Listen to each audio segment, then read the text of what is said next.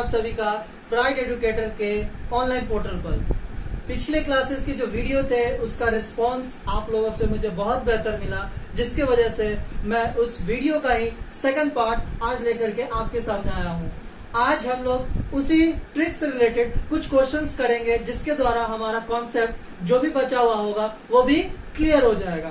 तो चलिए स्टार्ट करते हैं क्वेश्चन के साथ। सबसे पहला एक क्वेश्चन है हमारा, जैसे Sabu starts from a point G and walks 10 metre. तो सबसे पहला हम लोगों ने क्या किया था, NESW यही लिखते थे हम लोग, यही हमारा तरीका था। और वो क्या किया है, स्टार्ट किया किसी पॉइंट से और मूव किया है 10 मीटर। कौन से डायरेक्शन में, ईस्ट डायरेक्शन में। तो ईस्ट डायरेक्शन में कितना मूव किया है, 10 मीटर। और उसके बाद फिर कौन सा टर्न लिया भाई, लेफ्ट। तो लेफ्ट ये वाला पार्ट हुआ, तो इस डायरेक्शन में कितना आ गया, वो 15 मीटर। तो ये नॉर्थ वाले में कितना चल गए, 15 मीटर। अगेन ही टर्न्स राइट। अब यहाँ आने के बाद फिर से राइट, तो राइट मेरा कौन सा हो गया, फिर से ईस्ट में, और वो भी कितना, तो 10। तो इसके नीचे आ गया 10। और उसके बाद और कहीं नहीं गए भाई।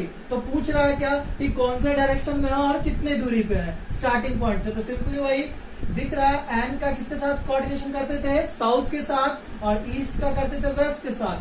तो एन का कोऑर्डिनेशन साउथ के साथ करने के लिए साउथ में तो कोई नंबर है ही नहीं, और साथ ही साथ ईस्ट का वेस्ट के साथ करने के लिए वेस्ट में भी कोई नंबर है ही नहीं। तो सिंपली इसमें ऐड कर देंगे, तो नॉर्थ में कितना हो गया 15, ईस्ट में कितना हो गया टोटल 20। और मैंने बोला था कि अगर दोनों आ जाए, मतलब दो डायरेक्शन में डिजिट आने लगेंगे, तो दोनों का क्या करेंगे, रूट अंडर ले करके उन दोनों नंबरों का स्क्वायर करेंगे।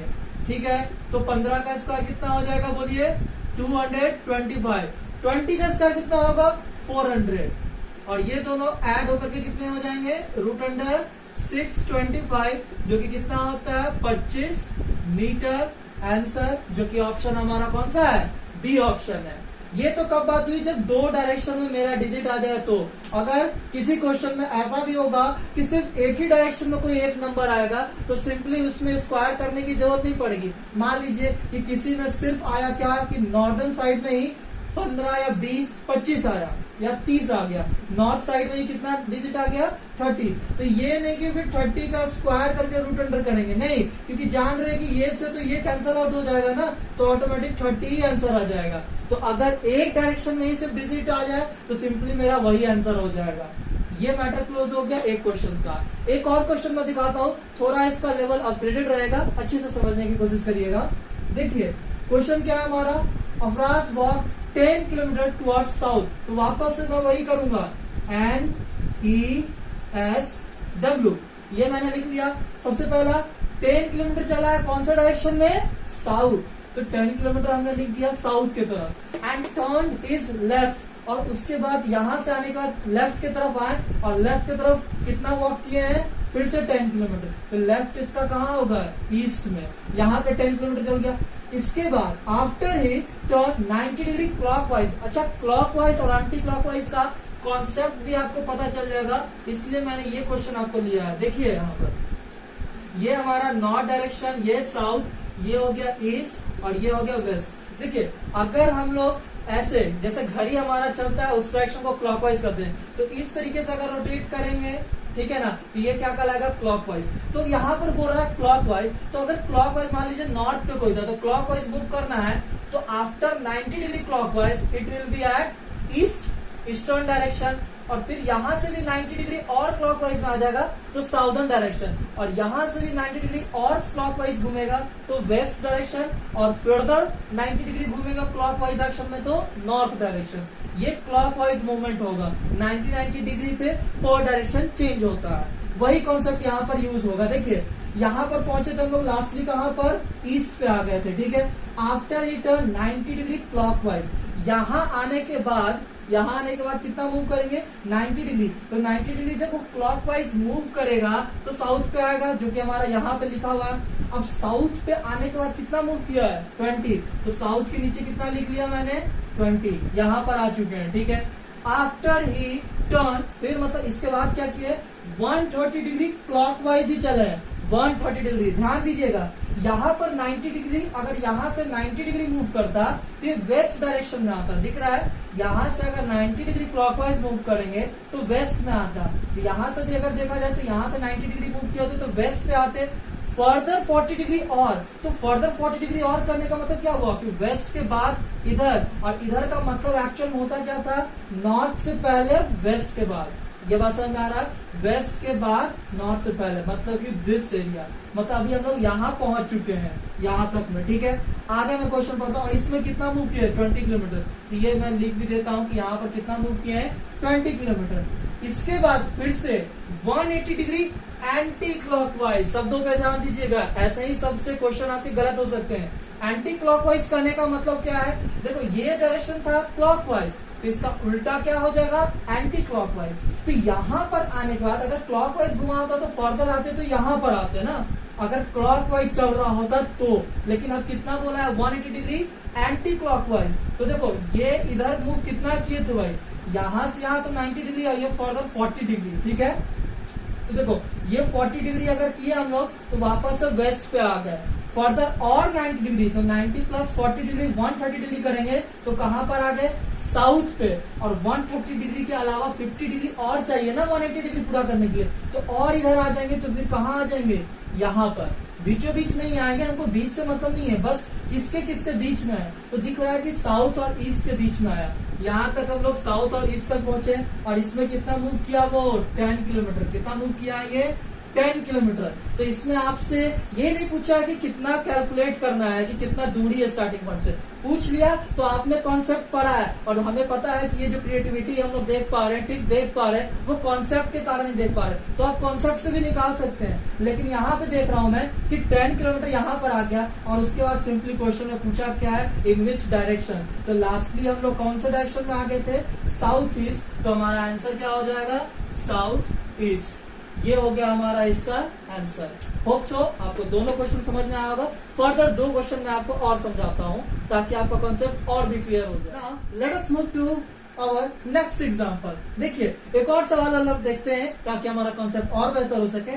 क्वेश्चन बनाने से पहले हम लोग देख चुके हैं कि वही हमारा ट्रिक है जो कि हम लोगों ने सीख रखा है, NES और W। क्वेश्चन क्या बोल रहा है, सुनील वॉज फेसिंग ईस्ट, मतलब सुनील कहाँ था भाई, पहले ईस्ट में था। ठीक है ना, ही turns 100 degree in the clockwise direction. देखो क्लॉकवाइज ऐसा है, एंटी क्लॉकवाइज है, ये मैं समझा चुका हूँ। तो मैं क्या बोल रहा है क्वेश्चन में, 100 डिग्री यहाँ आने से बाद 100 डिग्री कौन से डायरेक्शन में, क्लॉकवाइज। तो यहाँ से यहाँ तक आया तो 90 डिग्री, 100 डिग्री मतलब यहाँ पर पहुंच गया। ठीक है, and then 145 degree in the anti clockwise direction. Anti clockwise मतलब उल्टा, मतलब कि यहाँ से यहाँ वापस आ गया, तो वो तो 100 डिग्री हो गया इसका पूरा। अब उसके बाद फर्दर और कितना डिग्री बच गया भाई, 45 डिग्री ना एंटी क्लॉकवाइज डायरेक्शन में। तो 45 डिग्री यहाँ से यहाँ तक 90 डिग्री होगा एंटी क्लॉकवाइज डायरेक्शन में। हमको चाहिए कितना, 45 डिग्री। तो यहाँ पर आ गया होगा वह सुनील। ठीक है, तो यहाँ पर आ गया, बात खत्म। उसके बाद क्वेश्चन पूछ के which direction is facing now, तो कहाँ पर है, तो नॉर्थ और ईस्ट के बीच में है। तो आंसर मेरा क्या हो जाएगा, नॉर्थ ईस्ट। क्वेश्चन छोटा सा था इसलिए आसानी से बन गया। मूव ऑन करते हैं हमारे नेक्स्ट एग्जांपल पे।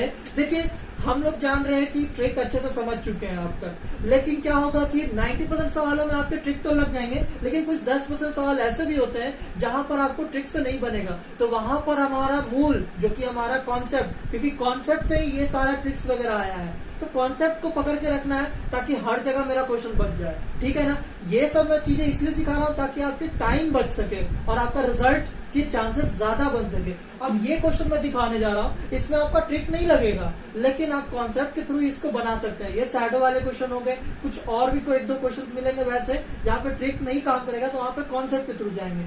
यहाँ पर क्वेश्चन देखते हैं, वन इवनिंग बिफोर सनसेट। देखो सनसेट की बात कर रहा है, मतलब कि शाम की बात कर रहा है। उस वक्त 2 लोग हैं, आयरू और आदित्य, वो talking to each other face to face, मतलब कि 2 इंसान एक दूसरे से बात कर रहे हैं फेस टू फेस। मान लो ये आदित्य है, ठीक है, दूसरा इंसान आयरू है, फेस टू फेस दिख रहा है ना, एक इधर की तरफ दूसरा इधर की तरफ। If Ayru shadow was exactly to the right of Ayru, देखो आयरू के, मान लो अगर मैं बंदा आयरू हूं तो इसके सामने ऐसे खड़ा हूं अगर, तो मेरा राइट इधर, तो मेरा शैडो अगर इधर बन रहा है, शैडो जो है शैडो जो है मेरा इधर बन रहा है, तो ऑब्वियस सी बात है सन जो है वो इधर की तरफ रहा होगा, इधर की तरफ सन रहा होगा, तब तो शैडो उधर की तरफ रहा होगा ना। अब देखो सन जो है वो शाम के वक्त कौन सा डायरेक्शन में रहता है, तो हम लोग जानते हैं sun rises in the east and sunset in the west. तो इट मीन्स व्हाट कि ये डायरेक्शन कौन सा रहा होगा, वेस्ट डायरेक्शन रहा होगा। तो ऑब्वियस सी बात है ये डायरेक्शन कौन सा रहा होगा भाई, ईस्ट रहा होगा, ठीक है ना। ये डायरेक्शन कौन सा रहा होगा, ईस्ट रहा होगा, ठीक है। चलो ठीक है, ये बात हमको पता चल गया। अच्छा, इसका मतलब क्या हो गया कि ये बंदा किधर की तरफ देख रहा है भाई, ये बंदा किधर की तरफ देख रहा है, ऊपर की तरफ। तो ऊपर कौन सा डायरेक्शन है, नॉर्थ। ऊपर कौन सा डायरेक्शन है हमारा, नॉर्थ। और नीचे वाला कौन सा डायरेक्शन होता है, साउथ। इसमें तो कोई दिक्कत वाली बात ही नहीं है, जो दिक्कत था ईस्ट वेस्ट में दिक्कत था। अब क्वेश्चन पूछ क्या रहा था, हाँ आयरु का जो शैडो था वो तो हम देख चुके हैं। Which direction was Aditya facing, Aditya जो है उसका फेस किस डायरेक्शन में था, तो आदित्य इधर था ना, ये देख रहा था नीचे की तरफ। नीचे की तरफ कौन सा डायरेक्शन भाई, तो साउथ डायरेक्शन। तो आंसर विल बी साउथ। ये इस तरह से हमारा जो हो गया वो क्वेश्चन ये कंप्लीट हो गया होगा। अब तक देखिए मैंने जितने भी क्वेश्चन किए उसमें सारे आपको कोशिश किया है कि जो भी कॉन्सेप्ट हो सके, जितनी भी वैरायटी के क्वेश्चन बन सके, वो मैंने सारे आपको बताने की कोशिश की है, ताकि कॉन्सेप्ट आपका बिल्कुल अच्छे से क्लियर हो सके।